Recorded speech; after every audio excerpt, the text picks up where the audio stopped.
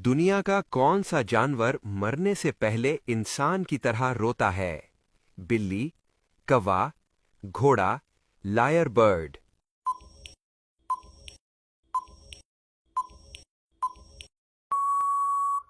सही जवाब, lawyer bird. दुनिया का कौन सा जिंदा जानदार बगैर दिमाग के भी जिंदा रह सकता है? मछली, कौवा, जेलाफिश, चींटी।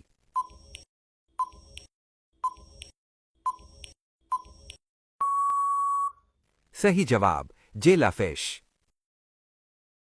वो कौन सा परिंदा है जो जिंदगी में सिर्फ एक बार ही अंडा देता है?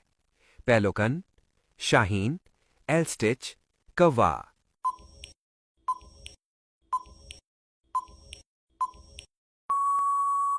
सही जवाब, एल्स्टिच। किस मुल्क में आसमान कभी कभी सब्ज रंग में नजर आता है? Sweden, Norway, Iceland, Canada.